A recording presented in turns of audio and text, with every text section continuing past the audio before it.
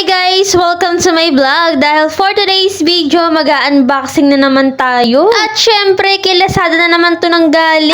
Dahil nag-sale nga yung gusto kong bilhin, kaya napa-check out na ako. Kaya naman tara guys, samahan niyo ako mag-unboxing. 229 nga lang to, tatlo na siya. O diba, Lazada, napakagaling mo talaga. Alam mo talaga kapag sasahod na ako, tsaka ka nagse-sale, pero good yan. Masaya ang mga person. Ito yung gustong-gusto kong dress guys. Tinan mo, napakaganda niya at sobrang black na black siya. Malamig din sa katawan yung pagkatela niya. Akala ko nga sobrang ikse pero tama lang siya sa akin. At alam niyo ba guys, napakasaya ko dyan dahil napakabilis niyang dumating. Oh, diba? Napakaganda niya. Tama-tama lang siya sa height. Alam niyo ba guys, iniisip ko pa lang kung saan ko to unang susuotin sa gala namin. Oh, diba? Nakaplano na. At may pag-model-model pa nga ang person. Akala mo naman talaga yung makakapaggala. Naisip ko nga na ipantulog na lang to, kaya lang napakasosyaling ko naman, kaya pantutulog ko lang to. Tapos guys, ito naman yung second order ko. Halos kulay lang naman yung pinagkaiba nilang dalawa. Parang napakasarap nitong suotin magpunta sa BGC. Charis lang. At baka pagkamalan tayong mayaman, Diyos ko. Mayaman lang po sa utang pero hindi tayo mayaman sa pera. Charis lang. Abay, sobrang saya ko ngayon, napapakending-kending na ako dyan. Nagsisi pa nga ako dyan guys. Dapat pala tatlo na yung in-order ko. Pero anyway, okay lang yan dahil lagi naman naka-sale si Lazada. At sinuot ko na nga yung second order ko. O diba guys, maganda rin siya at maganda rin yung kulay niya. Hanggang tuhod ko nga pala siya guys, kaya tinan nyo, ang ganda niya. Pero kailangan nito kapag suot ko, kailangan naka-cycling ako. At baka makita ang perlas ng silangan. Sa sobrang excited ko nga guys, hindi ko na napansin yung braso ko. Sobrang laki pala. Pero anyway, wag nyo nang pansinin yan guys dahil ganyan talaga yan. Kahit anong gawin kong exercise, hindi yan lumiliit. Hindi naman talaga uso ang diet sa akin dahil ayoko ng pumayat. Ito nga yung pangatlong order ko guys. Tingnan nyo. Sobrang ganda nito.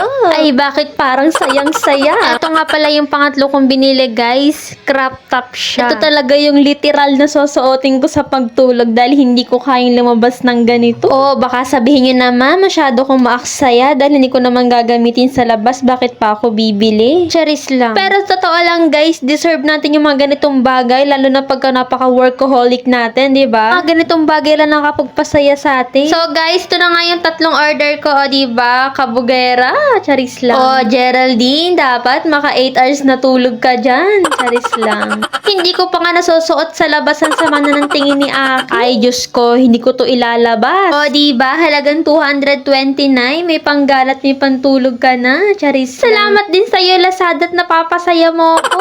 Charis lang. Sa mga gusto pong mag-check out, lagay ko lang po yung link sa comment section. Thanks for watching. Bye!